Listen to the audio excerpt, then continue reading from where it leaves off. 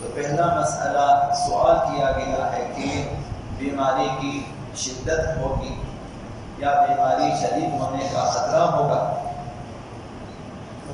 اور ان حالات میں کہ جب ایک انسان کے لیے احتمال قوی ہے کہ وہ بیمار ہو جائے گا، یا اگر بیمار ہے اس کی بیماری شدید ہو جائے گی، لیکن چونکہ انہوں نے سنا ہے کہ زیارت کا ثواب بہت زیادہ ہے، تو اس لیے ان احتمالات کی وجہ سے ڈاکٹر صاحبان ایک مومن کو یا ایک مومنہ کو سفر کرنے سے منع کر دے۔ بھئی سفر آپ کے لیے خطرے سے خالی نہیں ہے، آپ کے لیے مثلا بیماری کا خطرہ ہے یا بیماری کے شدید ہونے کا خطرہ ہے، تو لہٰذا آپ سفر نہ کریں۔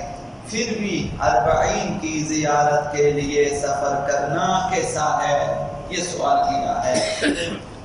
تو اس سلسلے میں انہوں نے جواب دیا کہ اگر قابل اعتنا ضرر کا باعث ہو تو سفر جائز نہیں ہے۔ ایک ایسا ضرر اور ایک ایسا نقصان کہ انسان اس کی پرواہ کرتا ہے، ایک ایسا ضرر اور نقصان اسے پہنچ سکتا ہے بیماری کی وجہ سے یا بیماری شدید ہونے کی وجہ سے کہ جو عقلاء کے نزدیک قابل اعتنا ہے، یعنی اس کی پرواہ کرنی چاہیے۔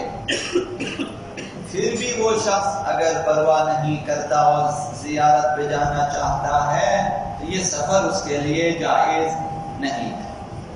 دوسرا سوال طالب علموں کے سلسلے میں کیا ہے کہ تعلیمی سال کے دوران تعلیم چھوڑ کر زیارت 40 پہ جانا، مثلا امتحانات نزدیک ہیں، وہ امتحان نہیں دیتے، سال ضائع کر دیتے ہیں اور چلے جاتے ہیں زیارتوں پہ۔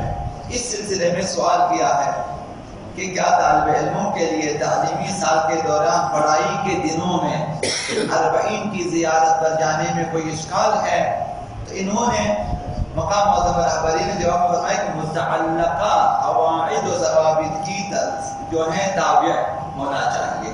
اب دیکھنا چاہیے کہ متعلقہ مثلا اسکول ہے یا کالج ہے یا مثلا وہاں جو قواعد و ضوابط ہے اس کے مطابق اگر یہ جا سکتا ہے تو جانا چاہیے، ورنہ سال ضائع کر کے زیارت پہ نہیں جانا چاہیے، کسی اور دن آپ زیارت پہ جا سکتے ہیں۔ 2 جملے تاریخی حوالے سے زیارت 40 کے سلسلے میں عرض کرنا چاہوں گا۔ محقق محمد علی قاضی طباطبائی لکھتے ہیں کہ 40 کے دن کربلا کا سفر اختیار کرنا شیعیان اہل بیت علیہم السلام کے درمیان ائمہ اطہار کے دوران سے رائج تھا۔ امام حسین کی شہادت کے بعد ائمہ اطہار کے دوران، ان کی حیات کے دوران لوگ کربلا زیارت کے لیے جایا کرتے تھے، اور حتیٰ کہ بنی امیہ اور بنی عباس کے زمانے میں بھی اہل تشیع اس سفر پر جایا کرتے تھے۔ اور 3 ہمارے بہت بزرگ محققین جن میں شیخ مفید، شیخ طوسی اور علامہ دلی، یہ تینوں فرماتے ہیں کہ 20 سفر کے دن آقا امام حسین کے اہل حرم شام سے مدینہ کی طرف لوٹے۔ اسی دن رسول خدا صلی اللہ علیہ وآلہ وسلم کے صحابی جابر بن عبداللہ انصاری آقا امام حسین کی زیارت کی نیت سے مدینہ سے کربلا پہنچے۔ تاریخ، اور جابر وہ پہلی شخصیت ہے جنہوں نے قبر آقا امام حسین کی زیارت کا شرف حاصل کیا، یہ ان 3 بزرگوں کے نزدیک۔ تو یہ تاریخ کے حوالے سے کہ ائمہ اطہار کے زمانے سے یہ سفر جاری تھا کہ آج بھی جاری ہے۔ اب 2 باتیں کہ یہ سفر اس وقت کہ اس قدر بارونق طریقے سے جاری ہے، یہ معجزہ محبت آقا عبداللہ حسین ہے کہ جس وقت آقا امام حسین کا سر مبارک نیزے پہ بلند تھا اور 7 اہل بیت اطہار اسیر ہو کے شام، کوفہ و شام کی طرف جا رہے تھے، اس وقت کربلا میں حاضری کا شوق اور آقا امام امام حسین کی قبر مطہر کی زیارت کا عشق ممکن نہ تھا لوگوں کے لیے. بنی امیہ کے حاکموں نے اس قدر سیاہ ظلم و ستم کے سیاہ تاریک بادل انہوں نے معاشرے پہ اس طرح سے بچھا دیا تھا کہ کوئی تصور بھی نہیں کر سکتا تھا کہ ہم زیارت پہ جائیں گے قبر امام حسین کی. کسی کو یقین بھی نہ تھا کہ ظلم کا یہ پردہ چاک ہو جائے گا اور آخر کا نفاق کے اس پردے سے گزر کر لوگ کربلا بھی جا سکیں گے اور امام حسین کے قبر پہ جا کے عرض ارادت کر سکیں گے. یہ اس وقت ممکن نہ تھا سوچنا بھی لوگوں کے لیے. لیکن آتش محبت آقا عبداللہ الحسین عاشقوں کے دلوں میں خاموش نہ ہو سکی. یہ محبت جو آقا امام حسین کی نسبت زبان پیغمبر سے ہم نے سنا کہ ہر مومن کے دل میں محبت آقا امام حسین کی حرارت موجود ہے. یہ حرارت ٹھنڈی نہ ہو سکی اور اموی عباسی حکومتیں بھی لوگوں کے دلوں سے اس محبت کو نہ نکال سکی.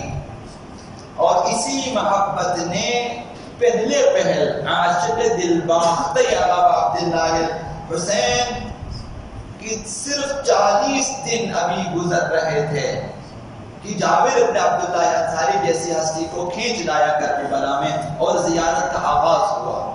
یہ اکثر محققین کے نزدیک ہیں.